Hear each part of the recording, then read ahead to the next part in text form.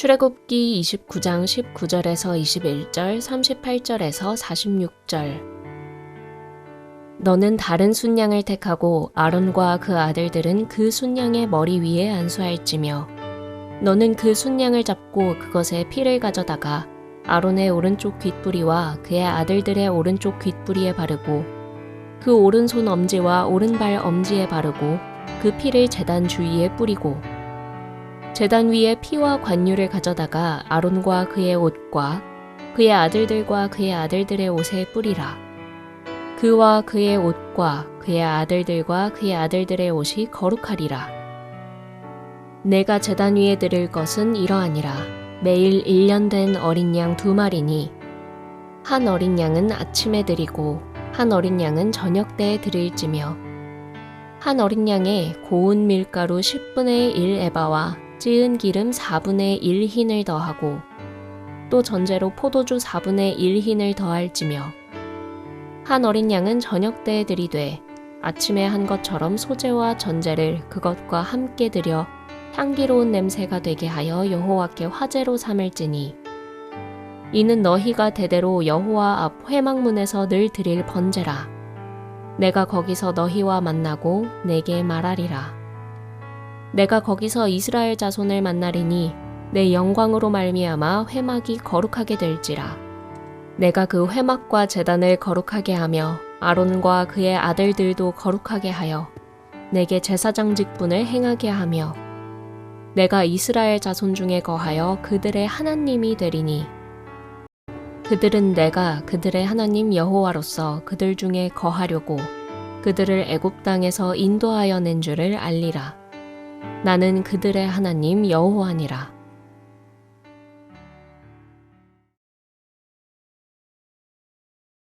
저는 정치인하고 또 연예인 다 이름도 얼굴도 많이 알려진 사람들이죠. 이 두 부류의 사람들이 매우 닮아 있다는 생각을 가끔 합니다. 뭐가 닮았는가 하면 대중들의 인기가 필요한 사람들, 그 점에서 다 둘이 아주 딱 닮았어요. 그런데 이게 이제 좀 심해지면 너무 사람들 눈치만 보게 돼요. 자꾸 대중들의 스포트라이트만 이렇게 추구를 하고 정치인이나 연예인이나 뭐 비슷한 것 같아요.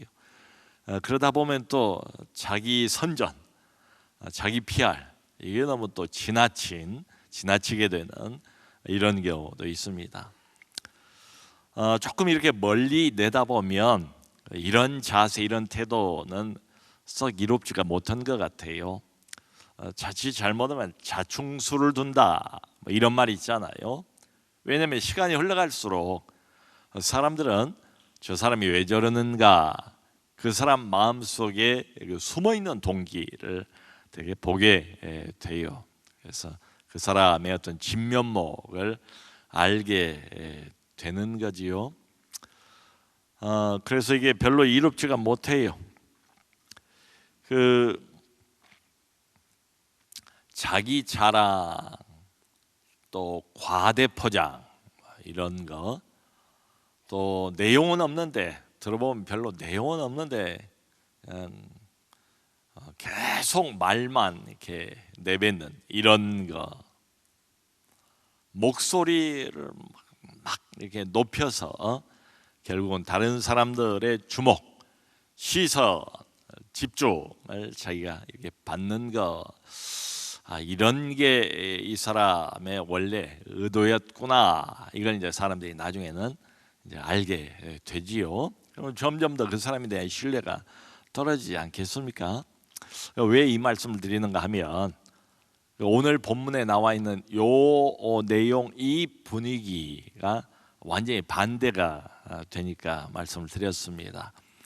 여러분, 세상은 그런데요, 지금 하나님께서 주인 되시는 이 영적인 세계, 하나님께서 다스리시는 이 영적인 영역은 이거하고는 다릅니다. 완전히 반대입니다. 예라고 보시면 될 것 같아요. 그러니까 여기서는 외적으로 뭔가 이렇게 화려해 보이는, 드러나 보이는 이게 전혀 어필이 안 돼요. 이 주인이 하나님이시기 때문에 하나님은 우리 마음 속에 뭐가 들어있는가, 하나님은 중심을 보신다고 그러잖아요. 사람은 껍데기 겉모습을 보지만 하나님은 그 사람의 동기까지를 다 보세요. 무슨 말을 하는가, 어떤 퍼포먼스를 하는가, 이게 아니고 그 사람의 진짜 동기. 그래서 하나님은 뭘 원하시는가 하면 순수한 마음, 순수한 동기, 다른 말로 하면 거룩이지요. 하나님은 하나님의 백성들이 거룩하기를, 마음속에 깨끗한 거룩함, 순수한 동기, 이걸 하나님께서 원하세요. 그리고 이걸 모든 백성이 다 상당히 강조를 하시고 강력하게 요구를 하세요. 처음부터 그래요. 여러분, 백성들의 대표가 누군가 하면 제사장이잖아요. 백성들의 대표 제사장, 영적 리더가 제사장. 그렇기 때문에 하나님이 이 백성들을 대표하고 백성들을 끌고 가는 이 제사장들에게 가장 먼저 요구하는 게 뭔가 하면, 오늘 계속 반복해서 출애굽기 29장에 나온 바로 그 단어입니다. 거룩. 거룩하라, 거룩하라. 이게 첫 번째예요. 순수한 마음, 거룩. 하나님이 이걸 간절히 원하세요. 여러분, 지난주에 봤던 그 출애굽기 28장은 제사장의 옷을 만드는 내용이었잖아요. 기억이 나십니까? 기억이 안 나셔도 제가 뭐라고 하진 않을게요. 와주신 것만 해도 고마우니까. 하여튼 지난주에 제사장 옷을 얼마나 자세하게 이것저것 방울도 달고 천 색깔도 4가지 5가지로 이게 섞어서 짜고 등등 다 의미가 있었어요. 자, 이제 오늘은 뭔가 하면 옷을 만들었으니까 이 제사장 될 사람들이 그 옷을 입어야 하잖아요. 그 옷을 입고 제사장 직무에 들어가기 전입니다. 우리식으로 보면 본격적인 봉사, 본격적인 사역 들어가기 전에 그 만든 옷을 입고 제사장 위임식, 우리도 대통령이다, 누구 장차관이다, 교회도 또 어떤 목사님 또 위임 받으면 또 위임식을 하잖아요. 그런 것처럼 이 다 자기들 멋대로 그냥 자기들이 순서 짜고 이게 아니고요. 하나님께서 다 말씀을 하나하나 하신 대로 꼭 그대로 위임식을 행하는 장면이에요. 그러니까 이게 다 의미가 있어요. 그리고 우리는 왕 같은 제사장이다. 우리가 제사장이래. 신약 시대에는 우리가 제사장 역할을 해야 하는 사람들이에요. 세상과 하나님 사이를 왔다 갔다 하면서 중재자 역할, 중보 역할을 해야 되는 사람이 바로 우리래요. 그러니까 지금 우리에게도 이게 상당히 의미 있는 내용입니다. 그렇게 풀어야 돼요. 여러분, 여기 이제 최초로 세워진 대제사장, 제사장, 그 하나님이 정했어요. 우리가 투표해서 정하고 이런 게 아니에요. 누구냐면 모세의 형인 아론이 1대 제사장, 그리고 아론의 그 네 아들들이 또 이어서 그 직분, 제사장 직분을 계속 이어서 하게 되어 있습니다. 자, 그런데 중요한 건 뭔가 하면 이 사람들이 제사장으로 이제 부름을 받았잖아요. 근데 직무에 본격적으로 돌입하기 전에 오늘 보면 온통 뭘 하고 있는가 하면 위임식이 다른 게 아니고 각종, 그러니까 몇 가지 제사를 드려요. 그러니까 이 몇 가지 제사가 백성들을 위한 제사가 아니고 일단 위임을 받아야 되니까 위임 받는 자기 자신들을 위한 몇 가지 제사를 드리는 내용으로 되어 있어요. 그러니까 이게 왜 중요한가 하면 이 제사 나오는 순서를 보면 우리가 알고 있는 그 모든 제사들 여기 다 나와요. 나오는데 맨 먼저 나오는 제사, 이 순서가 중요합니다. 그게 뭔가 하면 속죄제예요. 자기의 죄를 속하는 더러운 채로 하나님 앞에 나갈 수 없고 덕지덕지 죄가 아직도 남아있고 묻어있는 채로 거룩하지 못한 채로 제사장 직분은 그건 불가능합니다. 그러니까 일단 해야 되는 작업은 뭔가 하면 이 사람들을 거룩하게 씻겨내야 돼요. 죄를 씻겨내야 돼요. 그래서 속죄 제가 맨 먼저 나오고요. 바로 이어서 무슨 제사가 나오는가 하면 번제가 나옵니다. 번제. 번제라는 것은 짐승의 가죽만 빼고 나머지는 전체를 다 하나님 앞에 불살라서 하나님께 드리는, 바치는, 그게 이제 번제예요. 그게 두 번째예요. 제가 왜 이 순서를 말씀을 드리는가 하면 속죄제가 제일 먼저 나온다. 그리고 번제는 그게 이제 무슨 의미가 있는가 하면 마치 그 짐승 전체를 불태워 드리는 것처럼 우리의 인생 전체를, 내 영혼 전체를 하나님 앞에 이제 충성으로 드리고 그리고 헌신한다는 의미를 갖고 있는 게 바로 이 번제입니다. 번제예요. 그러니까 이게 제사장 직무, 부름을 받았으니까, 위임을 받았으니까 앞으로는 충성해야지요, 헌신해야지요, 이 일에. 자, 그런데 중요한 것은 충성하기 전에, 헌신하기 전에, 이 일을 시작하기 전에, 아니 하나님께서 그 일을, 하나님의 거룩한 일을 시키기 전에 뭐가 반드시 먼저 올 수밖에 없는가 하면은 속죄제가 먼저 나온다. 그러니까 백성들 죄를 사해 주는 것 말고 오늘 이 본문에선 자기들 죄부터 하나님 앞에 나가야 하는 사람들이 있는데 자기들 죄부터 깨끗하게 하는 속죄제를 아주 엄숙한 가운데서 진행을 합니다. 이제 앞에 보면 그 몇 번 나와요. 짐승, 죽을 짐승 위에다, 머리 위에다가 자기가 손을 얹어요. 이 제사장들 아론 네 아들들이 손을 얹고 안수를 한다고 그러지요. 이제 안수를 한다는 것은 이쪽에서 저쪽으로 죄가 전가된다 이런 뜻이에요.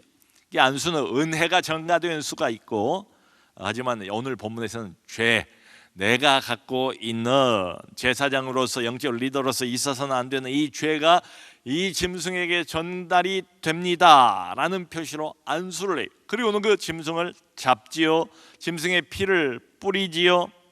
자, 이 모든 지금 제사장 위임식, 최초의 제사장을 세우는 위임식이니까 얼마나 참 백성들도 지켜보면서 엄숙하고 장엄하고 영적으로 아주 그 의미가 있는 이런 장면이겠어요. 근데 전체적으로 이 그림을 통틀어서 한마디로 요약을 하면 좀 뭐냐, 의미가 뭐냐, 하나님의 일을 할 사람들은, 하나님의 일을 할 사람들 우리 모두 다 해당됩니다. 영원한 제사장, 영적인 제사장들 여기 다 앉아 계시니까 뭐가 제일 중요한가? 하나님께서 말씀하시는 거죠. 뭐가 제일 중요한가 하면 바로 거룩해야 된다. 이게 가장 중요하다 이 말입니다. 이게 먼저 해결이 돼야 되는 거예요. 여러분, 이게 왜 중요한가 하면 오늘날 우리의 기독교, 참 우리는 기독교인들 아닙니까? 근데 근래 들어서 제가 한 번도 그 기억이 안 나요. 뭔고 하니 이제 우리 한국에 여러 좀 이렇게 뭐랄까요, 대표된 종교들 몇 개가 있잖아요. 천주교도 있고 뭐 불교도 있고 뭐 원불교도 있고 뭐 등등 말이죠. 기독교. 이 리서치를 해보면 단 한 차례도 기독교에 대한 신뢰도가 1위를 해본 적이 없어요. 맨 꼴찌를 한 적도 있고 뭐 중간을 한 적도 있고 뭐 등등 말이죠. 그래요. 참 서글픈 사실이지만 이게 현실입니다. 그런데 왜 사람들이 기독교에 대해서 이렇게 신뢰를 못할까, 점수를 높여주지 않을까? 그 이유는 뭔가 하면 오늘 본문 하고 이렇게 연결해 생각을 해보면 자기들이 볼 때, 세상 사람들의 눈으로 볼 때 기독교인들이 거룩하지 못한 거예요. 제가 거룩하지 못하다 이렇게 말씀드린다고 해서 항상 왜 있잖아요. 그냥 거룩하면 이렇게 떠오르는 그런 이미지에 땅 꽉 막히고 항상 무슨 수도원에 사는 것처럼 그렇게 경건성 아래 매진하고 이런 거룩을 말하는 게 아니고요. 이 사람들이 볼 때 기독교인들이 구별이 안 된다. 믿는 사람이나 안 믿는 사람이나 비슷하다. 차별이 없다. 그러니까 믿지 않는 자기들하고 이렇게 비교해서 볼 때에 불신자하고 별로 차이가 없다 이렇게 보는 거예요. 이게 거룩하지 못하다. 한마디로 거룩이란 말의 뜻이 뭔가 하면 구별되다 이런 뜻이거든요. 그러니까 하나님이 너희는 거룩한 자다 이러면 하나님이 우리를 구별하셨다. 우리는 세상으로부터 구별된 자들이다. 근데 그 구별이 세상 사람들이 볼 때는 안 보인다 이 말이죠. 이제 여기다가 하나 또 이제 뭐 불난 집에 기름을 끼얹는 것처럼 심심하면 잊을만 하면 또 이 성직자들 목회자들 무슨 비리 이런 게 또 불거지잖아요. 또 세상은 그런 것들을 되게 뭐랄까요? 참 이렇게 한번 그런 일이 일어나면 뭐 때는 이때다 하는 것처럼 또 확 달라들어서 온갖 비난을 하고 손가락질하고 그렇습니다. 그러니까 이 성직자, 뭐 목회자, 영적인 지도자라고 해도 그 사람도 사람이잖아요. 그러니까 완벽할 수는 없을 거예요. 근데 참 아쉽게도 완벽하지는 않다 할지라도 적어도 영적인 지도자라면 제사장 역할을 구약식으로 보면 해야 되는 이런 사람이라면 불신자보다는 훨씬 더 나아야 되고 또 평신도들보다도 도덕적인 면에서 영적인 면에서 더 나아야 되는 게 상식이 아니겠는가 이런 생각이 들지요. 뭐 어떤 사람은 이렇게 또 변호할 수도 있습니다. 목사님 그래 봐야 그거 뭐 일부 아닙니까? 일부 많은 사람 중에서 일부가 그런 것 아닙니까? 또 맞는 말이. 근데 또 다른 많은 사람들은 비교적 꽤 많은 일부가 이러는 것 아닌가 하는 의심을 하는 것 같아요. 그러니까 우리 눈에 보이는 뭐 이런 저런 뭐 이렇게 가끔가다 올라오는 이런 비리들 이게 빙산의 일가 이거 아닌가 또 이런 의심의 눈초리로 바라보기도 해요. 그래서 하나님께서 제사장 백성의 대표 영적인 지도자를 세우는데 가장 먼저 하나님께서 하시는 일 또 요구하시는 게 뭔가 하면 거룩입니다. 거룩하라는 거예요. 이게 1순위입니다. 온통이 제사의 의미는 거기에 초점이 맞춰져 있어요. 그래서 여기 보면 아까 우리가 읽었죠. 참 그 희한한 여기만 나오는 광경인 것 같아요. 아론하고 내 아들들을 숫 양의 피를 가지고 거룩하게 하는데 이 오른쪽 귓뿌리에다 피를 바르고 그러니까 아론도 바르고 아들들도 다 바르고 그리고 그 다음에는 엄지 손가락에다가 피를 바르고 그다음에 엄지 발가락에다 또 피를 발라요. 그러니까 온통 그 사람 전체를 이렇게 피로 속하는 거룩하게 만드는 이런 이제 예식이지요. 그리고 난 다음에는 그 짐승을 잡고 나오는 기름이 있잖아요. 기름과 피를 섞어서 피와 기름을 섞어서 이 제사장 될 사람들 옷에 바르고 옷에 다 바르고 그리고 그 사람들에게도 또 바르고 이런 게 지금 위임식의 진행 과정이에요. 그러면서 하나님께서 하신 말씀이 이들이 이제 이렇게 발랐으니까 피로 인하여 거룩하여 지리라 이렇게 말씀을 하세요. 참 이제 이런 그 과정들 하나님의 어떤 강조점 반복해서 하시는 말씀들 이렇게 보면 하나님께서 얼마나 이것을 중요하게 생각하시는가. 아니 뭐 다른 건 없고 그냥 이게 전부다라고 말해도 과언이 아닐 정도인 것처럼 보여요. 하나님이 제사장 될 영적 리더에게 바라는 것, 하나님이 왕 같은 제사장 된 우리 모두에게 하나님의 백성들에게 바라는 것 딱 한 가지만 찝으란다면 주저하지 않고 저는 성경 말씀에 근거해서 거룩이다 이렇게 말씀을 드리고 싶어요. 성도 여러분, 만일에 어떤 그 사람이 어떤 뭐 목회자도 좋고 아니면 평신도 사역자 여기도 지금 사역하시는 분들이 많잖아요. 하나님의 일을 하고자 하는 사람 지금 여기 아론과 내 아들들처럼 뭔가 거룩한 하나님의 일, 교회 일 여기 헌신하고 충성하기를 원하는 사람들 많이 있지 않습니까?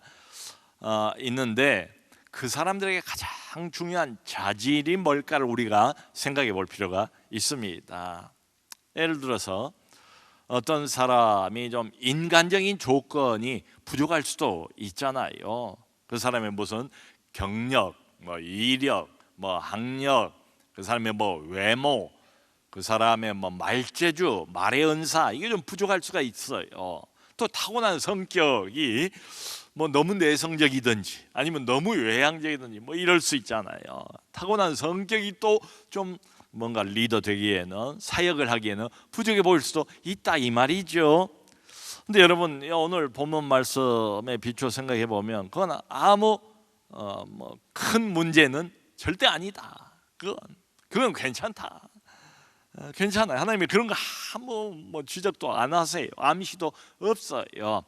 그것보다는 딱 한 가지 질문에 하나님이 집중하고 있는 것처럼 보입니다. 이 사람이 과연 하나님께 구별된 사람인가? 여러분도 그걸 물어보세요. 하나님의 일을 정말로 제대로 하고 싶으면 내가 하나님께 구별된 사람 맞는가? 이게 거룩한 사람 맞는가? 하나님하고 깊이 교제하는 사람인가? 그걸 물어봐야 되고, 하나님만을 의지하는 사람인가? 하나님을 늘 최우선으로 생각하는 사람인가? 하나님 앞에 늘 엎드리는 이런 사람인가? 이런 것들이 진짜 질문이 되어야 한다는 거지요. 한마디로 이 사람과 하나님과의 관계가 뭐냐, 이게 결정적인 질문입니다. 성도 여러분, 성경을 보면 참 우리가 이해 안 가는 거 있잖아요. 그 중에 하나가 이제 모세가 나이가 80이 다 되고 이제 호호백발, 우리로 보면 할아버지 돌아가실 때가 언제일지도 모르겠어요. 근데 그때 비로소 하나님이 모세를 부르잖아요. 그리고 40년을 얼마나 기가 막히게 귀하게 사용을 합니까? 우리가 인간적으로 볼 때는 야 너무 늙었어, 뭐 광야에서만 지낸 지가 40년이야. 근데 하나님이 보시는 관점은 다르다 이 말이죠. 40년 동안 비바람 치는 뙤약볕 만드는 그 광야에서 모세는 계속 거룩과 경건의 훈련을 자기는 몰랐겠지만 하나님으로부터 억지로 받은 거예요. 모세는 40년 지나고 난 다음에 거룩한 사람이 됐습니다. 하나님만 의지하는 사람이 됐어요. 하나님의 지팡이가 됐어요. 그래서 하나님이 마음껏 모세를 쓰시는 거죠. 여러분, 그 디모데후서를 보면 하나님 나라에 하나님이 쓰신 그릇들이 종류가 몇 개 나와요. 금 그릇도 있고 은 그릇도 있고 또 나무 그릇도 있고 질 그릇도 있고 그렇대요.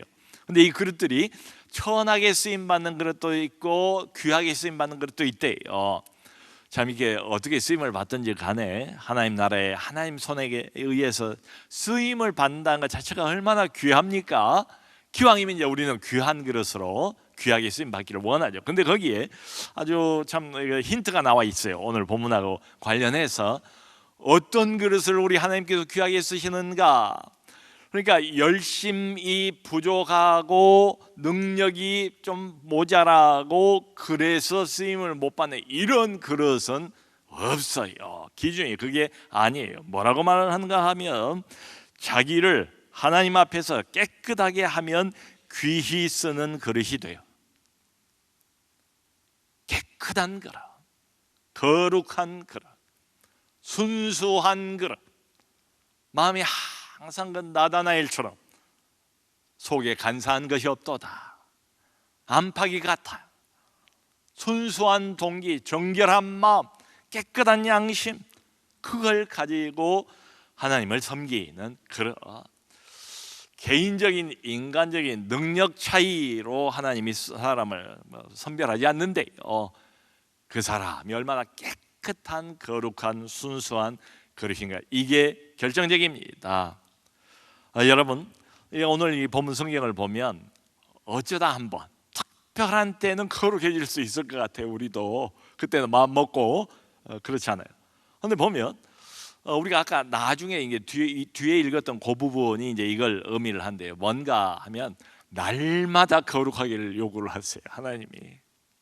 그래서 이스라엘 백성들이 이제 제사장이 해야 되는 일, 그게 뭔가 하면 아까 뒤에 읽었던 구절이 있죠. 38절에서 46절, 그게 제사장이 드리는 번제인데요, 이게 날마다 2번씩 드리는 번제예요. 아침에 한 번, 저녁에 한 번. 날마다 짐승 잡아가지고 이게 태워서 하나님께 드리는 거예요. 특별한 날만 드리는 게 아니고 날마다. 여기 그렇게 나왔어요. 이게 하나님께서 받으시는 향기다. 하나님께 향기로운 냄새라는 거예요. 그래서 이걸 이렇게 드리는데 그렇게 자주 아침 저녁으로 매일 꼬박꼬박 빼놓지 않고 드리는 이유가 뭔가, 목적이 뭔가 보면 성경이 자꾸 이제 그걸 강조합니다. 내가 그들을 거룩하게 하리라. 거룩하게 되어 거룩하게 하여. 날마다 2번씩 꼬박꼬박 빼놓지 않고 하나님 앞에서 번제를 드리는 이유가 뭔가? 백성 모두를 하나님께서 거룩하게 하여. 거룩이 목적이에요. 에브리데이 거룩 이겁니다. 여러분, 제사장이 뭐 늘 하는 일이니까 번제를 드릴 때에 뭔 생각을 했을까요? 여러분의 입장이라면 한번 입장을 바꿔놓고 무슨 생각, 엄중한 지금 하나님 앞에서 제사를 드립니다. 무슨 생각을 했을까요? 뭐 반드시 하나님 생각을 했겠지요. 하나님 앞이다, 하나님 존재이라는 걸 의식을 하지 않았겠습니까?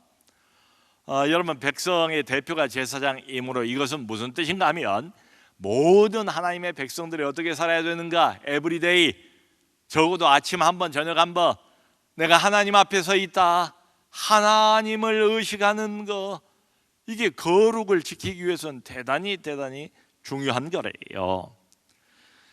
제가 나온 그 합동신학교 가면 이제 이게 쭉 정문 들어가면요, 맨 눈 앞에 크게 드러나는 게 뭔가 하면 그 화단 정원에 큰 글자 관목으로요, 관목을 심었어요, 오래전에. 이제 그게 글자를 만든 거예요. 코람데오라고 쓰여 있습니다. 코람데오. 그 뜻은 여호와 앞에서, 하나님 앞에서. 우리 모두가 다 하나님 백성들로서 하나님의 눈앞에 있다. 요셉이 그랬잖아요. 내가 하나님의 눈앞에서 이런 죄를 범할 수 없느니라. 그러니까 일부러라도 교장 들어올 때마다, 적어도 신학생이라면 자주 그걸 보면서, 매일 보면서 억지로라도 이걸 기억하자. 우리가 하나님 눈앞에 서 있다는 것을, 그래야 우리의 거룩함을 지킬 수가 있으니까 말이지요.